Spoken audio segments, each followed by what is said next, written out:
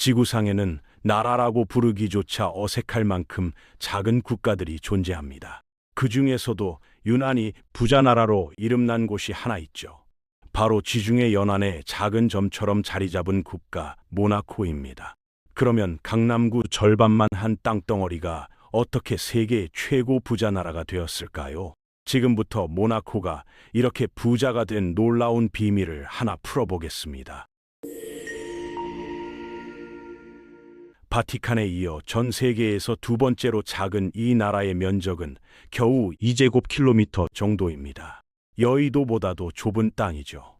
천천히 걸어도 2시간이면 나라 전체를 한 바퀴 돌 수 있을 정도예요. 모나코에 사는 사람은 4만 명도 되지 않습니다. 나라 전체가 여의도 한 섬 정도 크기밖에 안 되는 곳이죠. 이렇게 작은 나라라면 경제력도 미약할 것 같다고 생각하기 쉬운데요. 실제 모습은 완전히 다릅니다. 전체 GDP만 보면 정말 별것 아닌 나라처럼 보입니다. 그런데 1인당 기준으로 계산하는 순간 이야기가 완전히 달라집니다. 무려 17만 달러를 넘어서는 수준으로 한국의 5배 정도에 해당합니다. 2017년에 발표된 자료에 따르면 모나코 주민 한 명당 평균 자산이 약 180만 달러에 이르렀습니다. 우리 돈으로 환산하면 약 26억 원 수준이죠.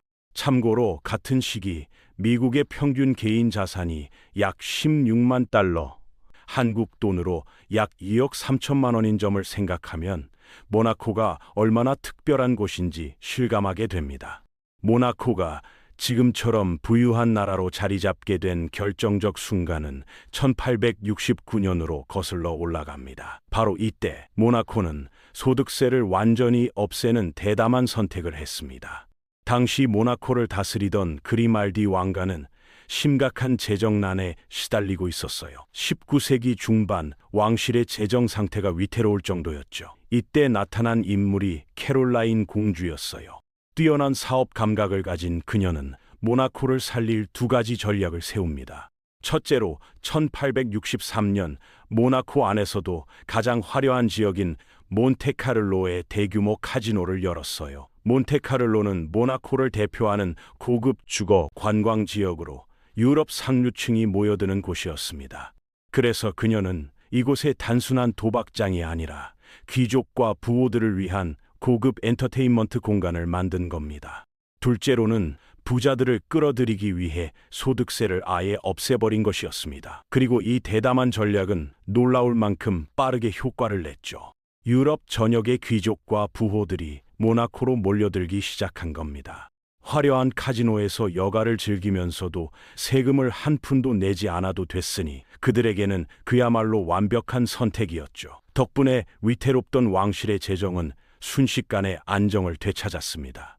그렇다면 세금을 거의 안 받는 모나코는 어떻게 나라를 운영할까요? 여기에 모나코가 부자 나라가 된 핵심 비밀이 숨어 있습니다. 첫 번째 수입원은 카지노입니다. 몬테카를로 카지노는 지금도 모나코 정부에 엄청난 수익을 안겨주고 있어요.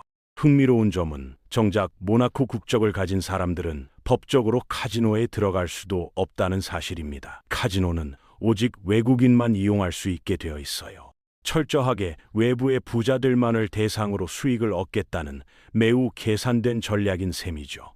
두 번째 수입원은 부가가치세입니다. 모나코에는 소득세는 없지만 물건을 사거나 서비스를 이용할 때 붙는 VAT는 있어요. 그런데 이곳에 사는 사람들이 워낙 부자라 소비 규모가 엄청나기 때문에 이 부가세만으로도 상당한 세수가 확보됩니다.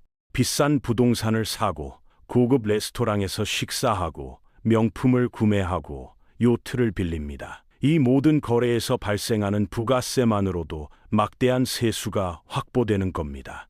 세 번째는 관광 수입입니다. 매년 F1 모나코 그랑프리가 열리는데 이 행사 하나로 어마어마한 돈이 들어옵니다. F1 중에서도 가장 권위 있는 경기로 여겨지죠.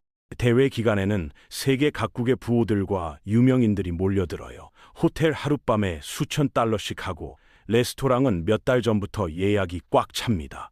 일주일 행사로 모나코 경제 전체가 들썩이는 겁니다. 네 번째는 부동산 관련 세금입니다. 모나코의 부동산 가격은 정말 상상을 초월해요. 제곱미터당 최소 11,000달러, 우리 돈으로 약 1,600만 원이 넘는 가격입니다. 강남의 몇 배 수준이죠. 방 2개짜리 65제곱미터 아파트가 약 480만 달러에 거래되고 있었습니다. 우리나라 기준으로 20평대가 60억 원인 셈이죠. 이런 부동산이 거래될 때마다 거래세가 발생하고 이것만으로도 엄청난 수입이 됩니다.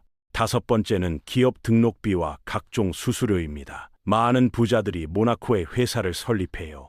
회사를 만들고 유지하는 데 드는 각종 비용이 모나코 정부의 수입이 됩니다.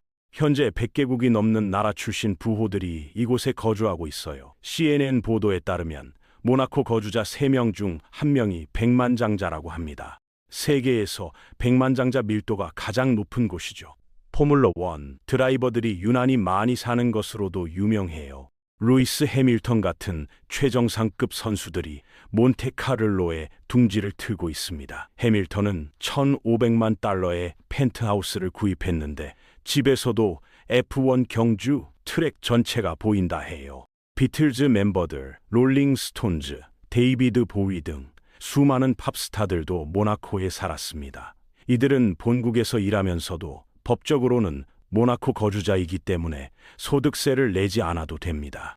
심지어 개인 제트기를 타고 출퇴근하는 사람들도 있다고 합니다. 물론 이런 흐름에는 논란이 따르죠. 많은 유명 인사들이 본국에서 세금을 내지 않기 위해 모나코로 거주지를 옮긴다는 비판을 받고 있습니다. 가디언지 보도를 보면 많은 부유한 영국인들이 런던에서 일하면서도 모나코에 주소를 둔다고 합니다. 법적으로는 모나코 거주자니까 영국 소득세를 안 내도 되기 때문이죠. 그렇다면 모나코에 정착하려면 어떤 기준을 충족해야 할까요? 1년 중 절반 이상을 모나코에서 살아야 하고 범죄 기록이 전혀 없어야 해요. 충분한 자산도 증명해야 합니다. 한 변호사에 따르면 모나코는 매우 엄격한 나라라고 해요. 문제를 일으키면 법적 절차 없이도 바로 추방당할 수 있다고 합니다. 모나코에서 거주권을 얻는 길은 크게 3가지라고 알려져 있습니다. 현지에서 일자리를 구하든 직접 사업을 시작하든 아니면 충분한 자산을 갖춘 부유층임을 증명하든 이 중 하나를 충족해야 합니다. 모나코의 선순환 구조는 이렇게 작동합니다. 소득세가 없으니 전 세계 부자들이 몰려옵니다. 부자들이 많으니 고급 서비스업이 발달해요. 카지노, 고급 호텔, 요트클럽, 미슐랭 스타 레스토랑 등 최상류층을 위한 모든 시설이 여기 집중됩니다. 이런 시설들이 다시 더 많은 부자들을 끌어들이죠. 부자들이 몰리니까 부동산 가격이 치솟습니다. 부동산이 비싸지니 그것을 소유한 사람들의 자산 가치도 올라가요. 부자들이 많이 소비하니까 VAT 수입이 엄청나게 들어옵니다. 여기에다가 관광객들도 많이 오니까 관광 수입도 커집니다. 이 모든 수입으로 모나코 정부는 소득세 없이도 넉넉하게 나라를 운영할 수 있는 겁니다. 모나코 정부는 이렇게 모인 돈으로 최고 수준의 인프라를 구축합니다. 치안은 정말 놀라울 정도예요. 인구 대비 경찰관 비율이 세계 최고이고 CCTV 밀도도 엄청나게 높아서 범죄율이 거의 제로에 가깝습니다. 부자들이 안심하고 살 수 있는 환경이 완벽하게 만들어져 있는 겁니다. 의료 시스템도 세계 최고 수준입니다. 인구가 적어서 1인당 의료비 지출이 다른 나라보다 훨씬 높고 최첨단 장비와 우수한 의료진을 갖추고 있다고 합니다. 교육 시스템도 특별합니다. 인구가 적어서 학급당 학생 수가 매우 적고 최고 수준의 교육을 제공할 수 있어요. 프랑스어, 영어, 이탈리아어 등 여러 언어 교육이 이루어져서 국제적인 인재를 키우는 데 유리합니다. 모나코의 전략적 위치도 큰 자산입니다. 프랑스와 이탈리아 사이에 있어서 유럽 어디든 쉽게 갈 수 있어요. 비행기로 런던까지 2시간 반, 파리까지 1시간 반이면 도착합니다. 기차나 차로도 몇 시간이면 밀라노나 바르셀로나 같은 대도시에 닿을 수 있죠. 모나코에 거주하면서도 유럽 전역에서 사업을 하는 것이 전혀 어렵지 않습니다. 모나코 정부는 환경 보호에도 신경을 많이 씁니다. 작은 땅을 효율적으로 관리하려고 친환경 정책을 적극 추진해요. 전기차 사용 비율이 높고 재생에너지 활용도 꾸준히 확대되고 있어요. 또 항구에는 세계에서 가장 값비싼 요트들이 모여드는 것으로 유명해 수백억 원이 넘는 메가 요트들도 흔하게 볼 수 있습니다. 이곳 요트 정박료만으로도 상당한 수입이 발생하죠. 결국 모나코가 부자 나라가 된 핵심은 간단합니다. 소득세를 없애서 전 세계 부자들을 끌어모았고 그들이 쓰는 돈으로 나라를 운영하는 겁니다. 작은 크기 덕분에 효율적인 서비스를 제공할 수 있었어요. 작으니까 특별한 대우를 할 수 있었고, 작으니까 독점적인 지위를 유지할 수 있었습니다. 전 세계 부자들에게 모나코는 단순한 거주지가 아닙니다. 하나의 럭셔리 브랜드가 된 겁니다. 모나코에 산다는 사실 자체가 부의 상징이 되었고, 이는 더 많은 부자들을 끌어들이는 선순환을 만들었습니다.